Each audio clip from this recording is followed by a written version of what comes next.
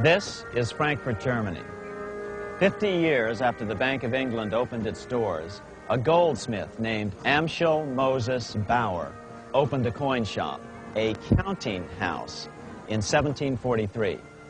And over the door he placed a sign depicting a Roman eagle on a red shield. The shop became known as the Red Shield Firm, or in German, Rothschild. When his son, Amschel Meyer Bauer, inherited the business, he decided to change his name to Rothschild. Amschel soon learned that loaning money to governments and kings was more profitable than loaning to private individuals. Not only were the loans bigger, but they were secured by the nation's taxes. Mayer Rothschild had 5 sons. He trained them all in the skills of money creation, then sent them out to the major capitals of Europe to open branch offices of the family banking business. His first son, Amschel Meyer, stayed in Frankfurt to mind the hometown bank. His second son, Solomon, was sent to Vienna. His third son, Nathan, was clearly the most clever.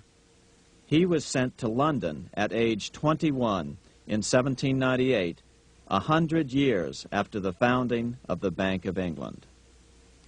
His fourth son, Karl, went to Naples, and his fifth son, Jacob, went to Paris.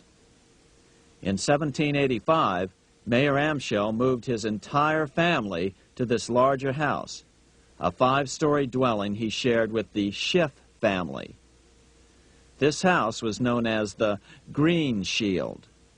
The Rothschilds and the Schiffs would play a central role in the rest of European financial history and in that of the United States. The Rothschilds broke into dealings with European royalty here at Wilhelmshof, the palace of the wealthiest man in Germany. In fact, the wealthiest monarch in all Europe, Prince William of Hesse-Kassel.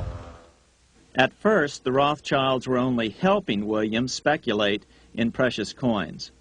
But when Napoleon chased Prince William into exile, he sent 550,000 pounds, a gigantic sum at that time, to Nathan Rothschild in London with instructions for him to buy consols, British government bonds, also called government stock. But Rothschild used the money for his own purposes. With Napoleon on the loose, the opportunities of wartime investments were nearly limitless. William returned here sometime prior to the Battle of Waterloo in 1815. He summoned Rothschild and demanded his money back. The Rothschilds returned William's money with the interest the British consuls would have paid him had the investment actually been made. But the Rothschilds kept all the past profits they had made using William's money.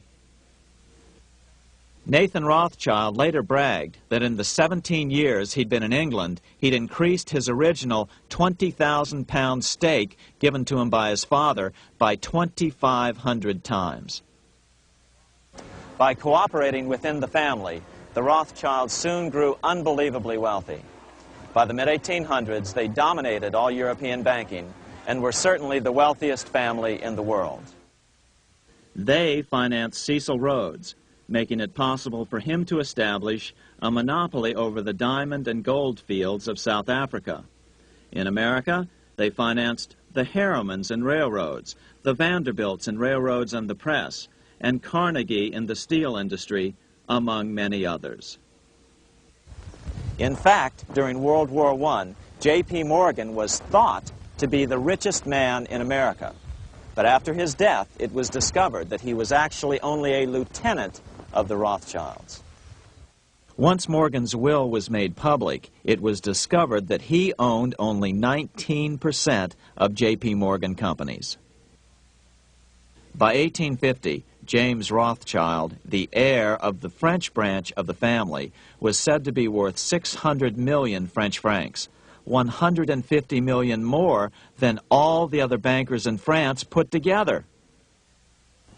He built this mansion called Ferrier, just east of Paris. Wilhelm I, on seeing it, exclaimed, "Kings couldn't afford this. It could only belong to a Rothschild." Another 19th century French commentator put it this way: "There is but one power in Europe, and that is Rothschild." There is no evidence that their predominant standing in European or world finance has changed. Now let's take a look at the results the Bank of England had produced on the British economy and how that later was the root cause of the American Revolution.